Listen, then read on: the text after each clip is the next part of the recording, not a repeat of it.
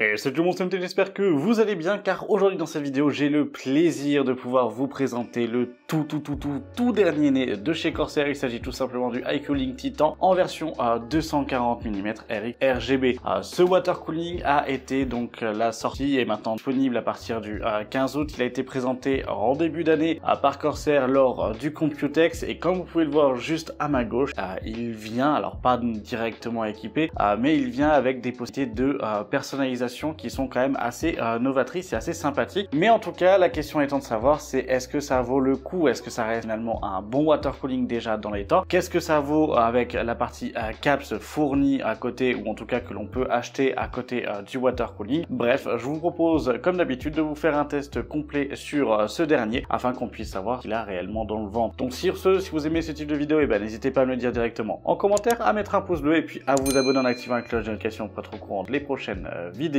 Et avant d'attaquer par l'unboxing de ce dernier et son test complet, cette vidéo est sponsorisée par le partenaire de la chaîne qui est VIP Orsidiki, donc je vous mets un timecode si vous souhaitez passer à la sponsor. Et sinon, je vous laisse vous servir votre meilleur petit café des familles et on se retrouve d'ici une minute pour attaquer par l'unboxing de ce dernier. C'est parti. Et donc là, on se retrouve sur le site de VIP Orsidiki. Nous, ce qui va nous intéresser, ça va être les clés Windows 11 et Windows 10. Windows 11 Pro, vous l'avez pour 27 €. Windows 10, ça dépend tout simplement de votre version. Donc ça, c'est vraiment à sélectionner en fonction de votre système d'exploitation. Vous avez les deux qui sont disponibles. On revient sur Windows 11 Pro parce que c'est celle que j'ai besoin. Elle est à 27 € mais avec le code MHT18, MHT18, je le précise, vous avez 25% de réduction. Ça vous fait la clé à 20,25 €. Moi, je vais passer par PayPal pour la partie paiement. Vous le voyez, c'est effectué assez rapidement. On va directement se retrouver dans le centre utilisateur, afficher la clé, puis obtenir la clé. Là, vous avez votre clé d'activation. Pour ce faire, après, on va directement dans les paramètres d'activation de Windows. Vous allez faire ajouter une clé pour vous. Moi, je la modifie pour ma version. Après, vous la copiez, coller directement dans l'espace de la fenêtre prévue pour, et votre Windows est activé pour 20 € grâce à VIP Orsidiki. La sponsor étant terminée, on va directement attaquer par l'unboxing de ce dernier. Et pour ça, on va mettre les caps de côté pour vraiment accueillir uniquement notre beau petit water cooling ici présent. Au niveau de la partie packaging, on se retrouve avec un packaging assez classique de chez Corsair, qui est quand même bien travaillé. Comme vous pouvez le voir, vous avez le QR code ici qui vous ramène directement donc à la notice du produit. On commence à le déballer et justement là on retrouve donc tout notre beau petit water cooling. Ici dans le premier sachet, vous allez retrouver du fait que c'est un water cooling Link directement donc le petit contrôleur et le Link connecteur. Donc là, comme vous pouvez le voir, j'ai la version blanche. Le Link connecteur est donc tout simplement le boîtier de contrôle où vous allez alimenter et connecter tous les ventilateurs ensemble ainsi que tout l'équipement Link de chez Corsair. Ici on retrouvera donc tout le bundle. Ici vous avez la partie vis, la partie kit de fixation directement. Vous avez donc ici la partie garantie et manuel d'utilisation pour le water cooling en lui-même. À ça on retrouve deux petits pads en 3M pour le boîtier de contrôle et après on va simplement sortir le water cooling qui a l'air quand même ultra massif. Clairement on n'est pas sur un petit bébé là cette fois-ci. Vous pouvez voir déjà le pain ici. Et là, on a le câblage. Avant d'attaquer par la partie water cooling, on va voir ce qu'il nous propose et ce qu'il nous proposait dans le pack directement. Au niveau du câblage, ici, vous avez donc le câble d'alimentation pour notre boîtier contrôleur Link. Ici, vous avez donc le câble qui va partir donc avec une connectique propriétaire vers du PWM pour donner l'impression à la carte mère comme quoi vous avez bien un équipement au niveau des ventilateurs de connecter directement pour éviter d'avoir l'erreur, donc CPU fan erreur au lancement de votre machine. Ici, vous retrouvez donc un câble micro USB vers USB 2.0 pour relier le boîtier de contrôle directement à la carte mère afin de pouvoir transmettre les ordres depuis IQ directement au water cooling. Et là on se retrouve avec trois câbles Link différents et des câbles Link qui ont été modifiés et changés. Je sais pas si ça se verra correctement au niveau de la caméra, mais comme vous pouvez le voir, ils sont tressés. On a vraiment un petit tressage qui est effectué dessus qui est quand même assez sympathique et quand même beaucoup plus propre. Ça fait un peu pour ceux peut-être qui en auront en fait à la maison, mais je sais pas, je pense pas beaucoup, mais ça fait un peu écaille de serpent, clairement. Ça fait vraiment un peu peau de pan dessus. C'est quand même assez joli, ça change du côté vraiment juste neutre. Au niveau du câblage, on va se retrouver avec un bon petit 40-50 cm pour le premier câble. Ici, vous avez un câble donc de 20 cm directement. Et celui-ci, pareil, un 40-50 cm, je pense, à vue de nez, que ça va être à peu près ces dimensions. De quoi largement suffire pour connecter votre Slyo dans n'importe quel boîtier à l'heure actuelle. Ici, pour la partie bracket, vous allez pouvoir retrouver donc la plaque arrière ici pour la partie Intel, le bracket de fixation directement d'AMD ainsi que des vis pour AMD et les vis de maintien et de fixation donc du water cooling sur les plafonds ou sur le latéral des différents boîtiers. Bref, ça du coup rien de très particulier. Cependant, comme vous vous en doutez finalement, on va se retrouver avec le système de fixation Intel directement fixé sur la pompe. Et là, c'est là où on voit justement aussi au niveau du système de fixation, que ça soit pour AMD ou que ça soit du coup pour Intel, on va être sur des vis donc qui vont venir se visser par le dessus et non pas un système transversant qui va justement venir par l'arrière et par le dessous de la carte mère. Donc ça veut dire qu'on va devoir à un moment donné quand même appliquer une certaine force au tournevis ou à la main pour justement visser directement. Donc ça, il faudrait faire juste attention vis-à-vis des différentes manipulations.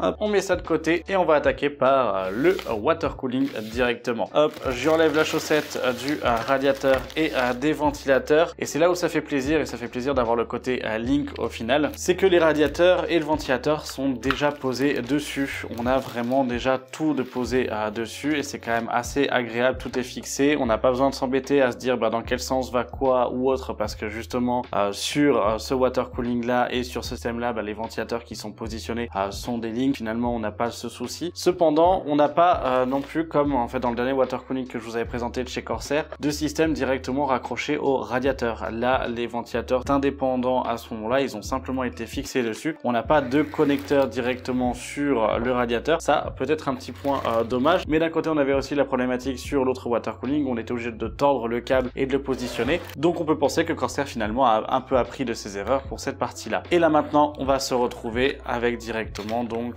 notre belle grosse pompe parce que franchement elle est vraiment massive. On a vraiment quelque chose de très gros en fait à ce moment là. Hop, et tiens, j'ai enlevé la capsule supérieure en enlevant le petit film. Hop, juste ici vous avez donc un petit cercle justement et qui va lui refléter la partie RGB directement de la pompe, qui est quand même très joli, qui est bien fait. C'est un beau petit disque finalement et qui peut se positionner de façon aimantée sur le dessus de la pompe. Donc ça c'est quand même assez sympa. Après c'est une feature de personnalisation, mais on va le voir juste après avec différents câbles. Sur le dessous, vous allez pouvoir retrouver donc de la pâte thermique de chez Corsair qui a été pré-appliquée, le système de montage donc de chez Intel sans aucun souci. Sur le latéral, ici, vous allez pouvoir retrouver donc un câble Link et un câble USB-C. Donc ça va permettre de pouvoir faire les connexions directement avec donc les différents boîtiers et de pouvoir justement câbler à ce moment-là la pompe au water cooling. Mais ça veut dire que justement le système que l'on avait sur l'autre water cooling où la pompe était déjà directement en fait intégré à ce moment-là et qu'on avait le raccord de câble qui passait dans les tuyaux, là ça sera pas le cas. Donc finalement on se retrouve avec un système qui se veut sans câble avec le côté Link, où une fois la pompe positionnée, on aura quand même un câble qui va sortir sur notre config. Voilà, peut-être un petit peu dommage d'un point de vue esthétique pour moi en tout cas sur l'aspect visuel. Au niveau des ventilateurs pour le radiateur, je reviens dessus. Il s'agit tout simplement donc des RX120, je vous les avais déjà présentés sur la chaîne, donc il reste quand même de bons ventilateurs. Vous avez le côté personnalisation aussi sur le dessus avec ces baguettes que l'on pourra enlever à ce moment-là, et c'est bien d'avoir en fait le côté soit d'un côté écrit Corsair, soit de l'autre côté rien écrit directement, parce que ça vous laisse le choix juste en fait en faisant une rotation de pouvoir avoir un visuel ou non. Ce sont des ventilateurs qui sont quand même assez performants, donc je pense qu'au niveau de la partie performance de ce water cooling, on va avoir de sacrées surprises, en tout cas sur la partie température. Maintenant, je vais vous présenter les caps. Vous allez voir, c'est assez impressionnant. Les caps, qu'est-ce que c'est? C'est tout simplement ces trois petits produits, ou en tout cas petits oui et non. Il s'agit tout simplement des couvercles qu'on va pouvoir positionner directement sur la pompe, et ce sont des couvercles qui permettent personnalisation à 100% finalement de votre système de water cooling. Le premier qui avait été présenté directement et plus facilement donc au Computex, c'est le Pump Caps classique, qui finalement lui représentait en fait le module Air Groove comme il l'appelle, mais une sorte de vague au milieu, et j'allais dire de petits trucs en fait assez sympathiques. En fait je sais pas comment l'expliquer parce que visuellement parlant c'est pas non plus en fait extrêmement parlant. Voilà, c'est ça.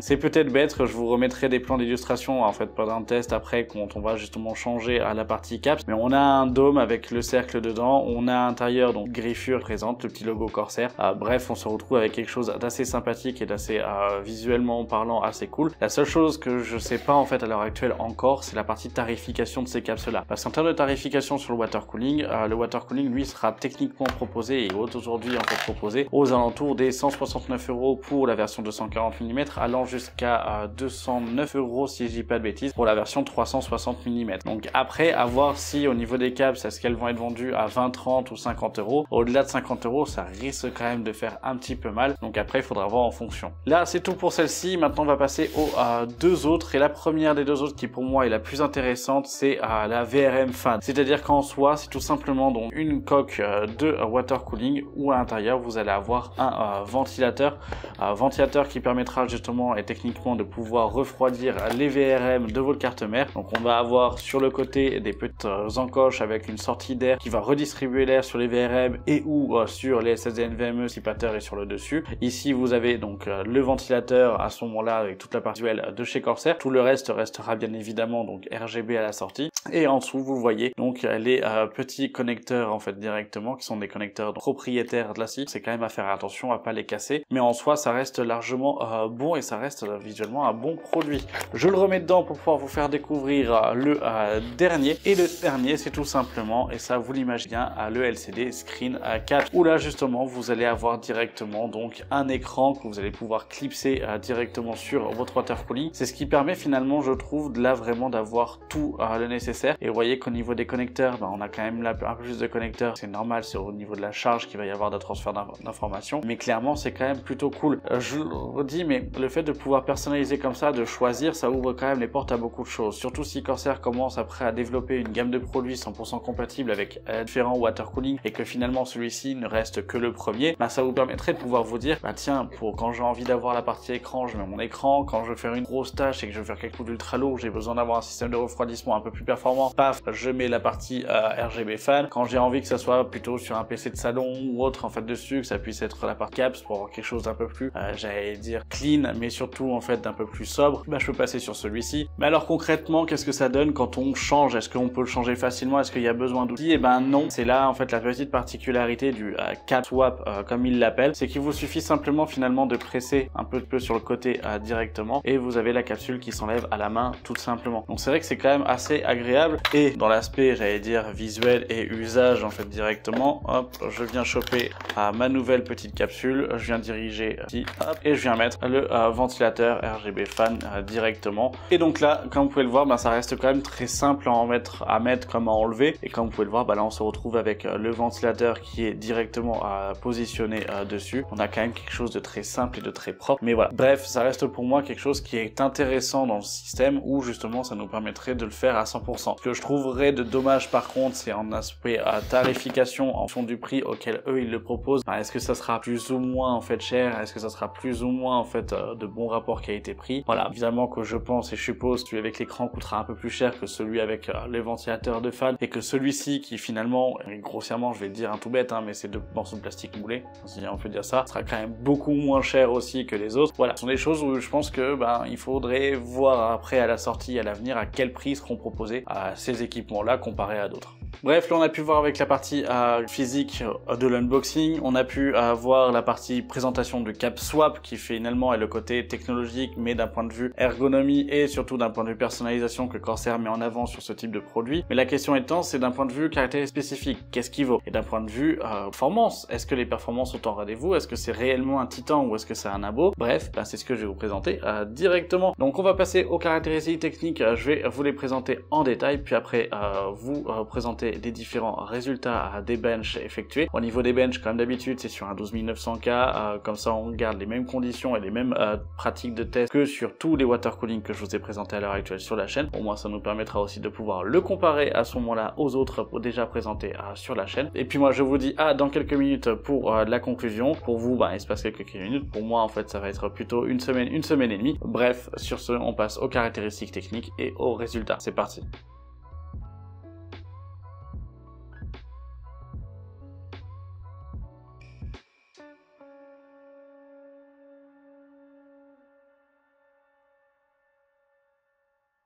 Et donc là, au niveau des températures que l'on obtient sur les benches synthétiques, sur R15, on est sur 77 degrés, R20, 80 degrés, R23, 81 degrés, OCCT, 75 degrés, et VRA5, 69 degrés. Toujours donc sur le 12900K, autant vous dire que là, au niveau des résultats, on s'approche très clairement, voire même on égale le Asus ROG que j'avais pu vous tester donc, sur la chaîne. Et là, franchement, c'est clairement de très bonnes performance. Après, à voir ce que cela donne en jeu. Au niveau de la partie sonore, au niveau des tests, on est sur un maximum de 41 décibels, même avec le ventilateur de VRM, donc avec le CAPS ventilateur, et clairement, ça reste pour moi de très bonnes températures sur la partie synthétique. Et maintenant, on va voir ce que cela donne en jeu. Au niveau de la partie en jeu maintenant, donc sur le 12900K, sur Shadow of Tomb Raider, on est à 72 degrés, sur The Witcher 3, on est à 71 degrés, sur Cyberpunk 2077,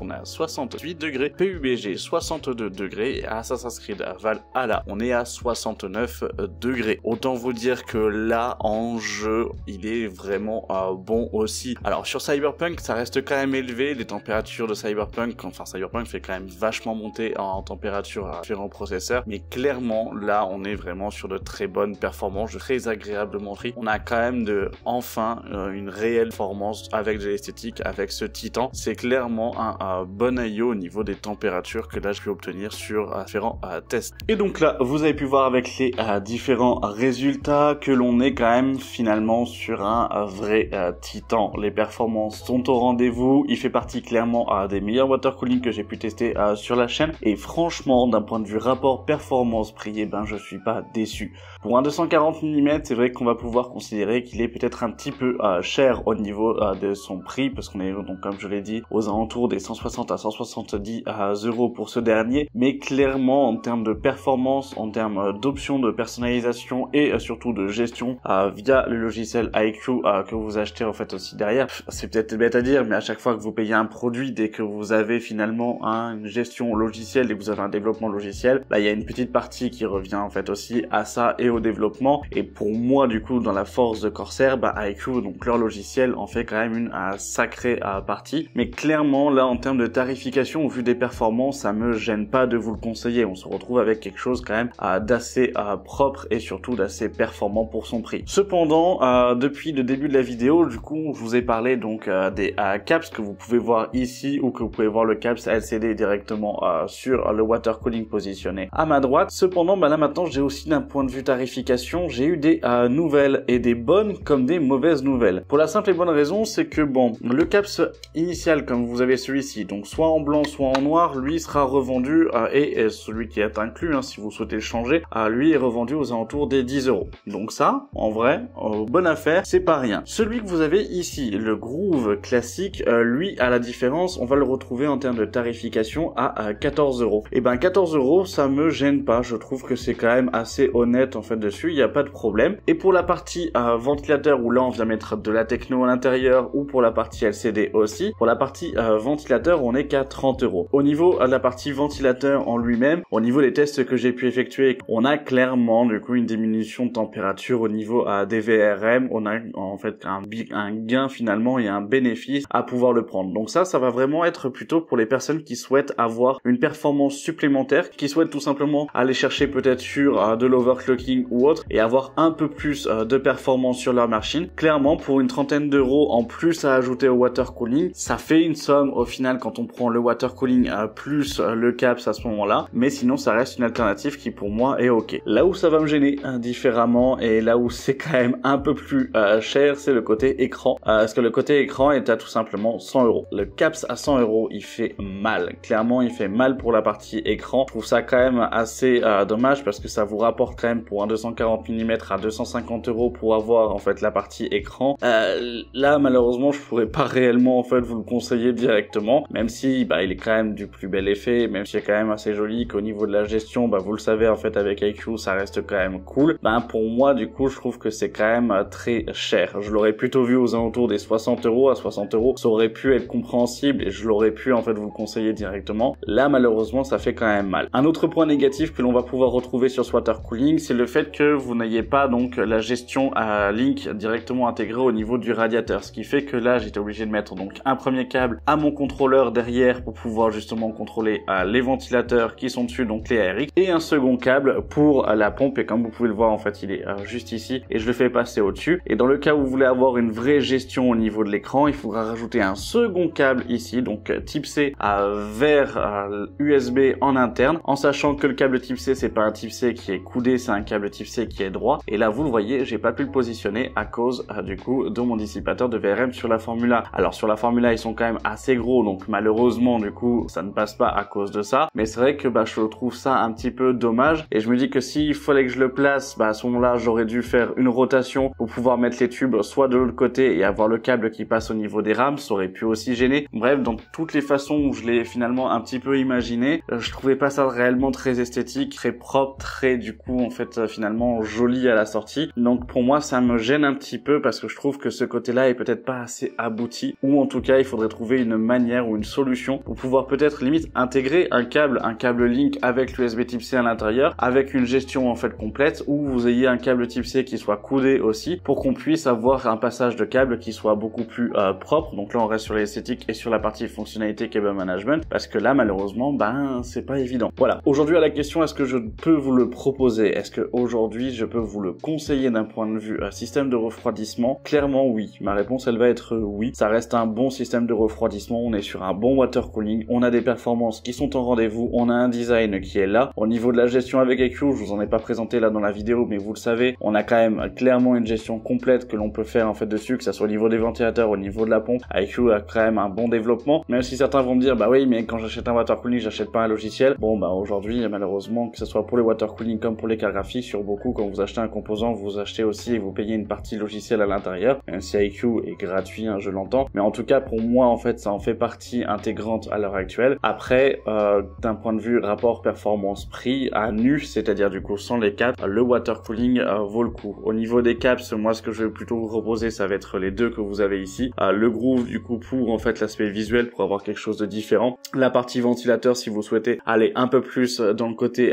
performance, le LCD c'est si vous avez le budget et que vous avez envie de vous faire plaisir, mais pour moi je ne peux pas vous le conseiller dans l'état actuel en fait au niveau de tarification, que je trouve quand même très cher, et rapporté au water cooling ça fait mal, parce que ce qu'il faut quand même aussi imaginer c'est que là à l'heure actuelle si vous partez sur la version donc 360 mm qui est à 209 € avec le LCD qui est à 100 €, ça fait quand même 309 € pour le pack complet. Ça fait mal aussi d'un point de vue tarification. On sait que Corsair est quand même de façon globale mal placé, ou en fait un petit peu exigeant d'un point de vue tarification, ça en fait on le sait. En même temps il y a aussi une certaine qualité qui revient derrière. Là à l'heure actuelle on a quand même déjà de base sur celui-ci un water cooling qui est bon d'un point de vue rapport performance prix, et qui a finalement un côté qualitatif qui est quand même assez supérieur en fait à tous les water cooling du marché qu'on va pouvoir retrouver sur ces mêmes tarifications, et avec du coup le côté personnalisation en plus. Donc pour moi dans son état j'allais dire neutre, il reste largement bon et il est conseillable sans aucun problème, et il est pertinent dans une configuration. Après sur la partie personnalisation ok, par contre peut-être pas avec l'écran. Voilà, je me suis peut-être un petit peu redit là sur cette dernière phase, mais autant vous dire que ça résume un petit peu ma pensée aujourd'hui. Donc clairement pour moi ça reste un bon produit. Je tiens à remercier